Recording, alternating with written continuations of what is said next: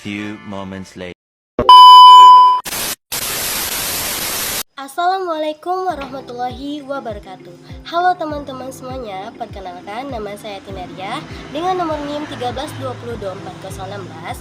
Saya dari Prodi PPKN Pagi dengan mata kuliah Kriminologi, dosen pengampu Bapak Nanang Jayani SPD MPD. Pada kesempatan kali ini saya akan membahas materi tentang ruang lingkup kriminologi melalui video. Yuk sama-sama kita simak videonya. Baiklah, di sini saya akan membahas tentang ruang lingkup kriminologi.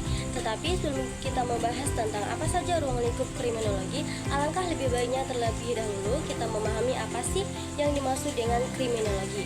Jadi, kriminologi adalah ilmu yang mempelajari kejahatan sebagai fenomena sosial, termasuk penyebabnya, pelaku kejahatan, serta upaya penanggulannya. Secara etimologis, istilah kriminologi berasal dari kata krimen atau kejahatan dan logos atau ilmu. Tokoh awal yang terkenal dalam kriminologi adalah Cesare Lombroso yang mengemukakan teori bahwa kejahatan berkaitan dengan faktor biologis. Selanjutnya, ruang lingkup kriminologi.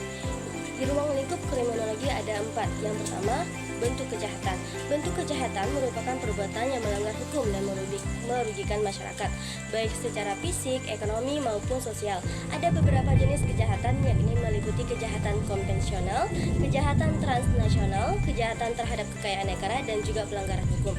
Kejahatan juga dipengaruhi oleh faktor sosial seperti kemiskinan, pendidikan, dan juga lingkungan. 2.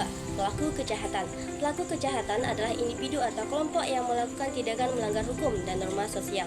Perilaku kriminal tidak muncul secara tiba-tiba, tetapi dipengaruhi oleh faktor internal seperti kepribadian dan juga emosi, serta faktor eksternal seperti lingkungan dan pergaulan. Kriminologi berusaha memahami latar belakang pelaku, bukan hanya menghukumnya. Yang ketiga, korban kejahatan. Korban kejahatan adalah pihak yang mengalami kerugian akibat suatu tindak kriminal. Dalam kriminologi, kajian tentang korban disebut viktimologi. Dampak kejahatan terhadap korban meliputi kerugian fisik, trauma, psikologis, gangguan sosial, dan juga kerugian ekonomi. Yang keempat, reaksi masyarakat.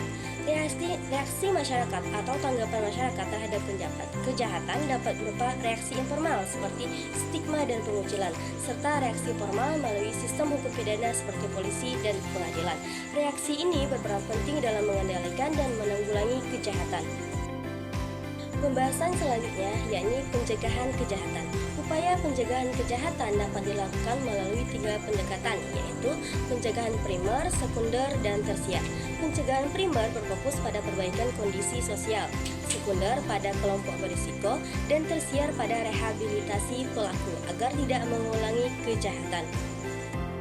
Dari pembahasan yang saya sampaikan dapat disimpulkan bahwa kriminologi mempelajari kejahatan secara menyeluruh, meliputi kejahatan itu sendiri, pelaku, korban, dan reaksi masyarakat.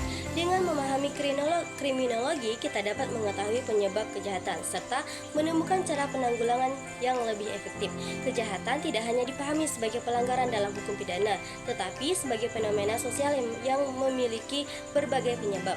Oleh karena itu, penanggulangan kejahatan harus dilakukan secara komprehensif, tidak hanya melalui hukuman tetapi juga melalui pemahaman terhadap faktor sosial yang melatar belakanginya. Jadi, kriminologi bukan hanya tentang menghukum, tetapi tentang memahami dan mencegah kejahatan dari akarnya.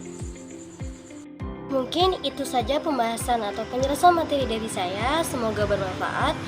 Akhir kata, wassalamualaikum warahmatullahi wabarakatuh.